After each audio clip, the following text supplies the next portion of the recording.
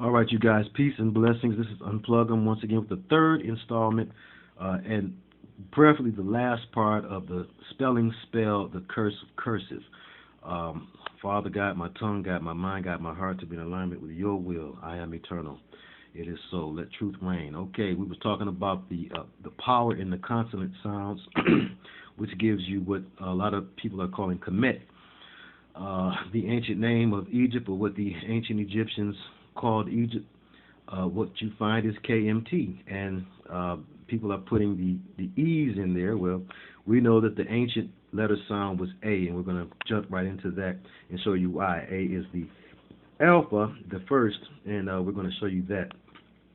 If you want to see the breakdown of these words that you see on your screen, you will want to look at part 2, where I broke this down, and in the interest of time, because I got a lot of stuff for you guys right now. We got 30 minutes, but watch how fast it's going to go. I'm not going to go back over this page again, but I just kind of wanted to show you guys what level we're dealing on. And we stopped down in here. We talked about California, the word California. The power in words is what this is really all about. And the fact that we speak a language that's filled with cursed and spelling or magic words. California, God of destruction, or I am Porne, God of destruction, is what California means. So you got a bunch of different songs like Look at California by Maze. Maze is represented by the six-fingered hand. That's their logo, which is directly related to the Hindu fallen ones, who we find represented in the Bible as some of the giants or the Nephilim in the Bible. One king, I believe it was a king of Bashan, if I'm not mistaken, he's even mentioned that he has six fingers on his hand. But Maze, like a lot of groups in that era, they were familiar with some of the teachings of the New Age and the Aquarian Age. Okay? So you find California Dreaming. You find California Love with Tupac and Dr. Dre. You find Leon Ware's That's Why I Came to California. And you find occult references in all of these songs if you know what you're looking for, because of the importance of California to this Luciferian system, this country established by Luciferian means. You find California is a important part of that. It's where Hollywood is and where the illusions come from. The City of Angels, Los Angeles, the Lost Angels. Wow. And of course, we know so many people go out to California every day. Buses and planes go out to California with young people who are willing, and sometimes not knowing, to sell their soul in order to gain fame. And then we ended with Love and Evil. And for those of you who have seen the stuff about the Illuminati and old school R&B, for those that have seen the things about the Illuminati and old school R&B music, I wanted to kind of show you guys exactly why they call it love song, because the phonetic backward spelling of love is E-V-O-L. And we know Vincent Price says E-V-I-L, the way we spell it, evil. Only Vincent Price says it like that. You and I, we say evil, E-V-O-L, just like the word love backward. And that relates to, I don't know if you remember the old song Love's Gonna Get You by Boogie Down Production, but it was talking about the material love of this world. And when you hear a love song, that's what you're hearing, a song about the material love of this world, even if it's being expressed to a woman or a man. But I maintain that most of the time, it actually has nothing to do with a woman or a man. It only has to do with the love of this world, pride of life, love of all things Luciferian. So, you have the phone ad for a new phone. I forget who exactly put it out. You guys will know. But Evo was the name of the phone. But they added L-O-V-E at the end of the ad, at the end of the name of the phone, so it would be E-V-O-L-O-V-E, which is the same word forward and backward like Xanax, like I showed you guys in part 1 of the spell of spelling. Evo Love was to show you how both love and evil are the same words. You just have a forward-backward spelling trick going on, and you find oftentimes in satanic teachings, not only do they turn records backwards, but they also turn words backwards. They turn logos backwards if you watch the Nike Newport series. And Ron Paul had a campaign slogan, evolution. And again, he had this part spelled exactly like that in the lution at the end in lowercase letters to show you the word love backward. And that's the reversal of love. The reversal of love is the opposite of love. So again, it's evil, and you see it right there in the spelling, the phonetic spelling. Love backward is evil, but it's not the actual feeling, the actual emotion. We are calling it what we know what to call it in the language that we're given, and we're spelling it the way we were taught to spell it. But we know, like in Hebrew, you have a hava. There are more powerful and proper ways to express that emotion in words. But the way that this language is designed, the Satanists who designed it, put it chock full of trickery, such as this, like you find with God and dog, and we talked about that in part 1. So, my Macmillan's Children's Dictionary that my mom got me when I was a little guy, on each page it started out with A and B and C and so forth. It showed you the progression of letters, what it started off looking like and what it ended up looking like. And overwhelmingly, all of the letters were turned the other way or upside down. Here's a great example with A, Aries. The way we write it now, if you turn it upside down, you see very clearly that it is a ram's head. See the ram horns right there? You see that's the chin of the ram, and if you could put the two little eyes right there, you see, wow, you have a ram's head. Actually, what the A symbolized was a ram's head. And it's no coincidence that A is the first letter, and the very first sign is Aries. And it's number 1 in Alpha, which also begins with A and ends with A, Alpha. Okay, B, we know is a symbol that is really representative of 13. It's a 1 and a 3 real close together with no space together in between it. That's what the B is. And 13 stands for rebellion, so you'll often find the B used in the symbolism with the secret societies, because Lucifer, we know, led the rebellion in heaven, and he is the rebellious one. And so you find this B or this 13 oftentimes used in quote-unquote Illuminati logos, such as this makeshift logo of the Arby's hat and this makeshift logo of the McDonald's M with the underline. When you turn them both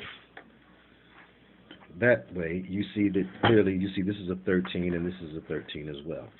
And so you find this throughout business worldwide, but especially here in the center of Babylon, you find these things more prevalent. Okay, now C is short for cipher or circle, and it's half of a circle, because if you cut a C right down the middle, you put that line right down the middle there, you see that you have a half circle, like a half moon, and that's what the C represents, the half cipher. Some say C stands for cipher, but you see it's not a complete circle. A cipher means circle. Okay, the D and the T, you find it interchangeable throughout the Egyptian. When you find Tehudi, the older spellings starting with D, Jehudi, or Dejeti, where they actually get the word Jedi from. The D and the J being combined together to produce a hard sound like the T. Okay, but the original D, and I know the letter delta has its occult significance. Freeman Fly did a great expose on that. When someone has already done it, I try not to do it again. But just in short, the delta is an important letter in conjuring of Hebrew magic, and that's what the D comes from, the delta of Greece. Well, you have E and A. Now, this is important because as we get into the religious names, the names of God, or the names that people call God, you're going to find importance in this E and this A, because we know that it's the hard sounds, again, the consonants that really matter. Those are the ancient letters. And you have the vowels, which are the inserts, to connect the hard sounds and to help make it permissible for cavemen who spoke in grunts to learn how to speak using these hard consonant sounds. Vowels were brought into play. Ah, E, I, O, U, A, E, I, O, U. And then, of course, we have the F and the P. We talked about that a little bit earlier. Fornication, porne. Porne is a demon spirit, the demon spirit where you get the word pornography. And pornicate. That's how it was actually said before. Pornication. Pornicate. Fornication. Fornicate. Pornography. Same thing. Same root. And if you notice, if you just put a little hump at the front of this F, you're going to get a P. Take the little hump off the front of the P, it's an F. So you have some of the same letters repeating. We have 26 letters in our system, and most other letter systems, the ancient letter systems that are untainted with Masonic spelling symbols inserted in, those ancient systems are based on numerology, based on a numerical system. And generally, you have 10 letters that's based upon. For the or 9 for the 10 or 9 original numbers. Then, of course, we have the G, the K, the Q, another hard sound. If you notice in Colonel Muammar Gaddafi's last name, there's controversy between whether the last name should start with a G, should start with a K, or should start with a Q. So you spell Gaddafi with a G, you spell it with a K, you spell it with a Q. All three I've seen on news networks.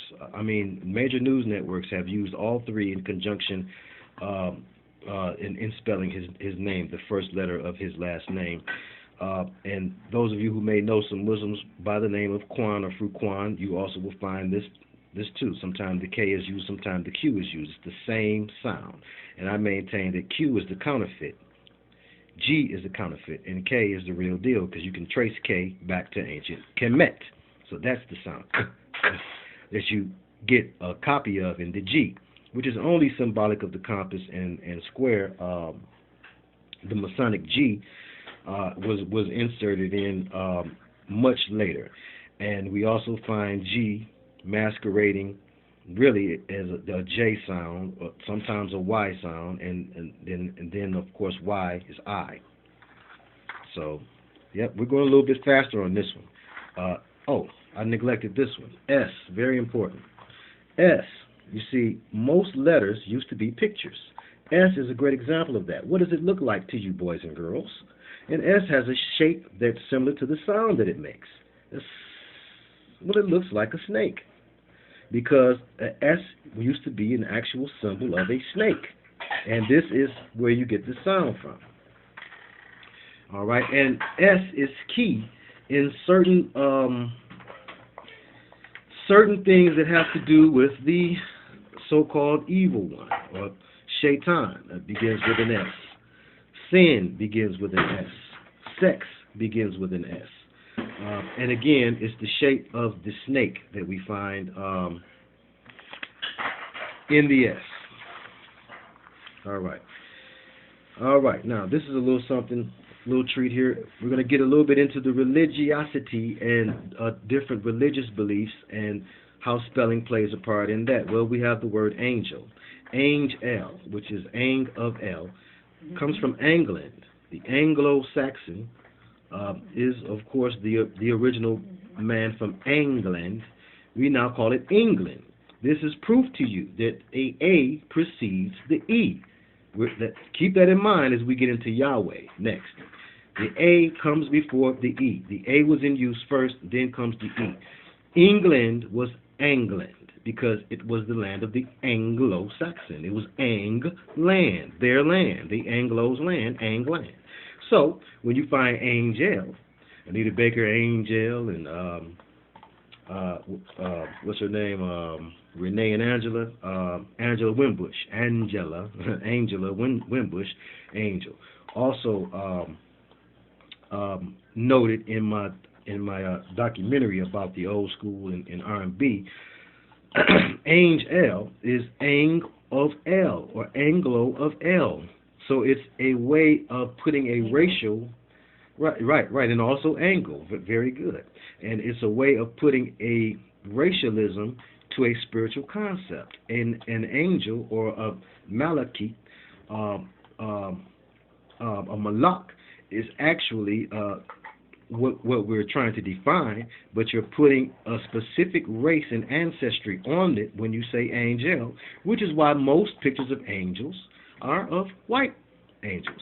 And of course, this is because the way of the world, the way of Lucifer is to create division among the races and to take things out of their natural place, to divide and conquer and mess up the natural order in nature. So again, we do not ascribe to any racialism whatsoever, but we do understand how it is used, and we have to be able to talk about it and break it down to break through it and not be under its spell. All right, now we have now we see the A and the E, very important when we get into the religious aspects of different religious words and names. The A and E, and they're very important, but also the Y and the I. And the J, as I know some of you know, who may have been preaching to folks that they can't use the word Jesus because there was no J in Hebrew and so on and so forth, as I once did in my ignorance, not understanding that there's a power beyond this etymology and beyond this spelling, and that the Most High Almighty Creator that we serve is much deeper and harder to figure and put in a box than Daniel and Noah Webster would ever be able to do. And so, despite their best efforts, despite the language's most confusing and best efforts to hide certain realities from you, those realities still come out through your spirit. And just like you may have a nickname, or there may be something that people call you that is not your proper name, you know how to answer to it. Well, you better believe that Yeshua HaMashiach has as much sense as you, at least. So, though his name may not have been Jesus in the Hebrew, and there was no J in Hebrew, do you think he won't come when your grandma say Jesus because she never read that? Well, that would make God a respecter of persons, and we know he's not that. That would mean that those who are educated have a better chance of salvation, and that would, again, make him a respecter of persons. And if you know anything about his story, you know that cannot be. So that makes absolutely no sense. So stop saying that to people. All right, system and paralysis. You see, again, the ISIS, the Y and the I. This is the main thing I want you to gather from this, is that the original I is Y. Okay? Why? Why is the key. Why? What's the question that a kid can ask endlessly? What's the question that leads to answers? Why? Well, Y happens to be the first letter of the Creator's name as we know it now. Now, I understand that there's a lot of teachings now about Ahaya.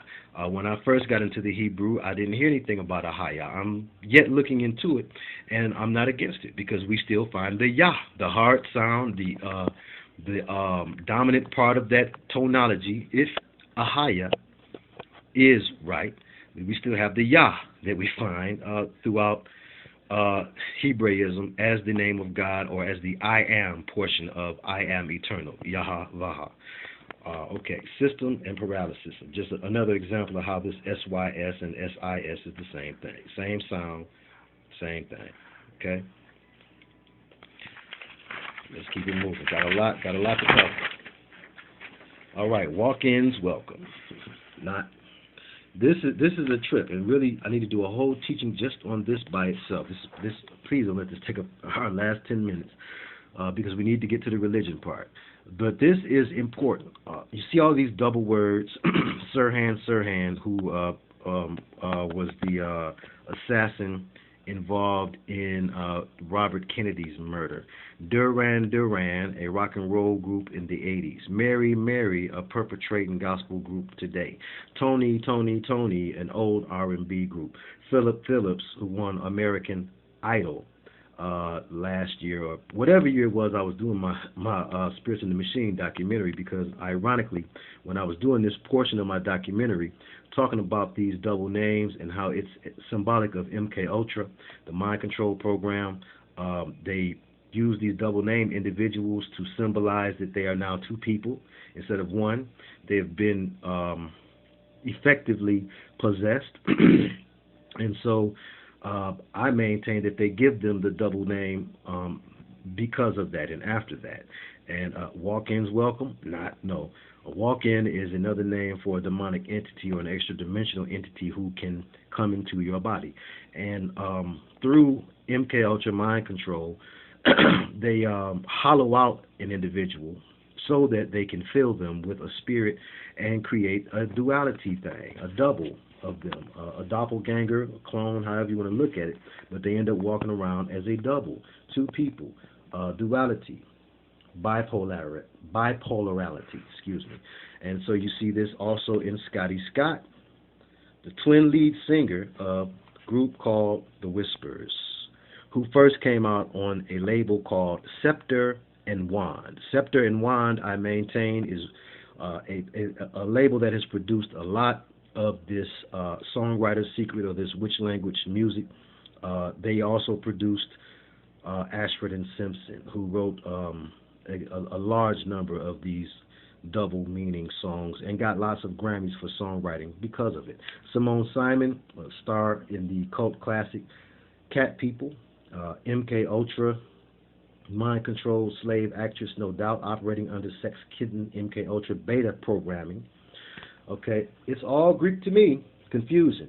There's an expression that people use when they don't understand something. They say, well, it's all Greek to me. That has to do with the confusion behind the Greek language, or what the Greeks were teaching by way of language. And that's a Greco-Roman thing, because we know from out of Greece came Rome, the most powerful society that oftentimes the New World Order is trying to emulate, either an Egypt or a Rome thing. And we know about the Pope and his devilment and how he rules in Rome. Well, it's all Greek to me, which meaning confusion, and God is not the author of confusion. So this double word thing, this double name thing, goes back to this deity, Janus, a twin deity. The two-headed deity you've seen, there's a company, I believe it's a financial company, that advertises. Sometime when you guys are watching the football game, you will see a commercial for Janus. And it's a company, I believe it's some sort of investment firm, and they're symbolized by the twin deity, the two-headed deity. Please excuse and ignore the phone, as I'm trying to do too. But Janus, the twin deity, is where we get the word January, where we get June, where we get Jin, where we get genie, where we get genius, and where we get Gemini, which happens to be the sign of June. And Gemini is symbolized by the two faces. And Janus, Gemini, June, and the two faces, the double mind, the confusion, all going together here. The movie Face Off, you can find aspects of that where Travolta and Nicolas Cage, two Illuminati mind control actors, switch faces and identities.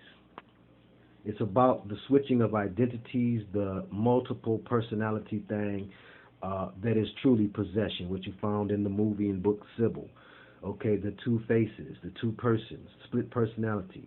I found it interesting, Facebook. The movie Facebook, the movie Social Network was by and large about Facebook and its founder. And in the movie, it is alluded to that Mark Zuckerberg, who we credit with creating Facebook, actually got the idea from some twins. And instead of having two twin actors, instead of having a twin brother set of actors play this role of these twins, the Winklevoss twins, which may not even be real people, folks, when we look at how this is done. But instead of having twins play the Winklevoss twins, they had one guy whose face they sampled and put on another guy's face.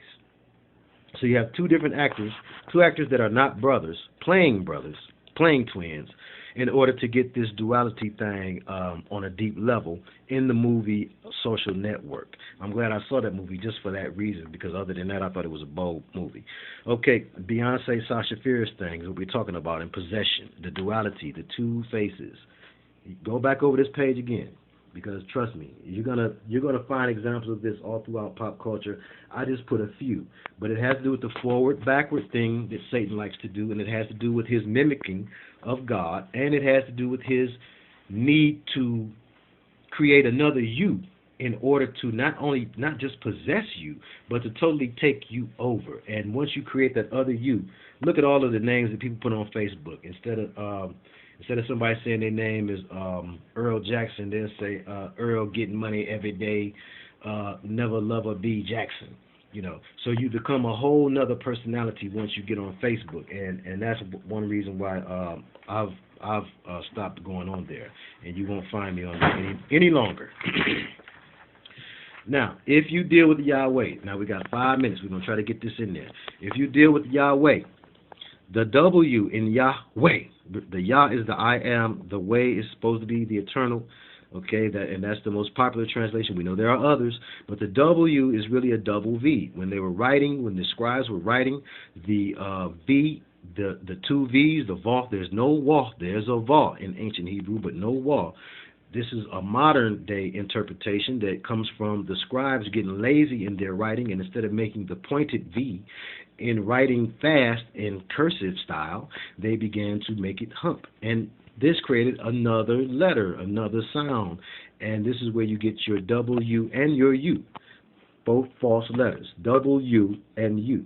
There's no U to double, so they're both false. It's double V. In French, double V is how you say double U.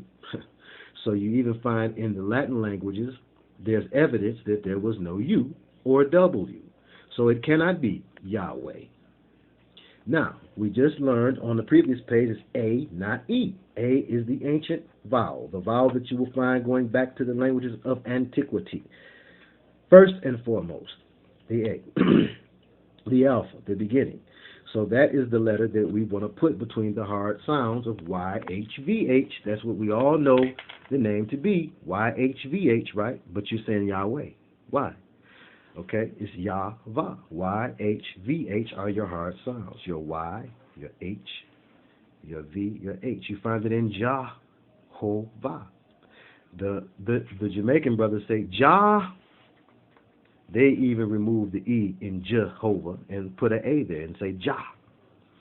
But we know there's no J, so it's Yah. O is a connecting letter in Hebrew. It's used to connect ideas. To say Barack Obama is to say lightning falling from heaven, like you find in the book of Isaiah.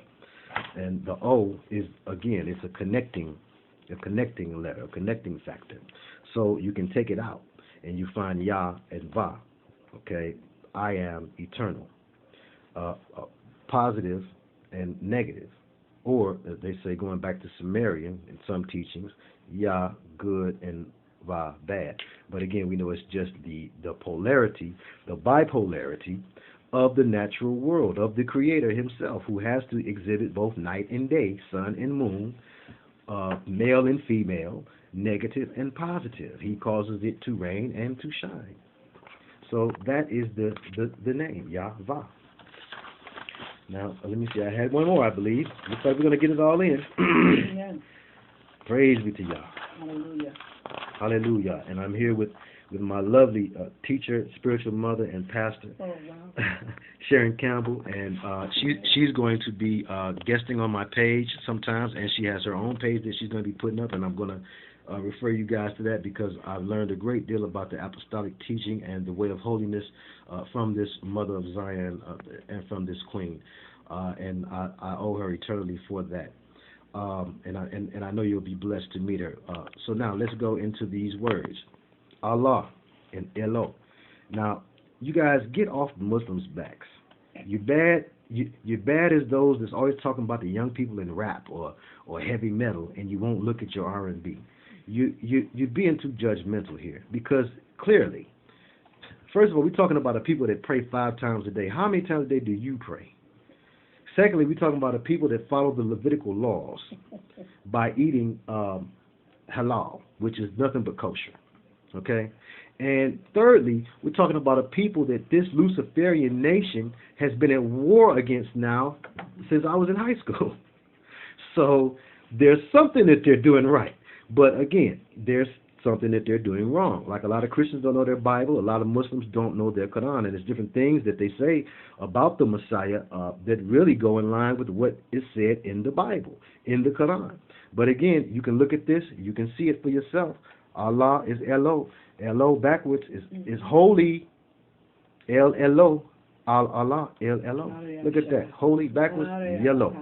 Elo. Same word. Holy. See it? Holy.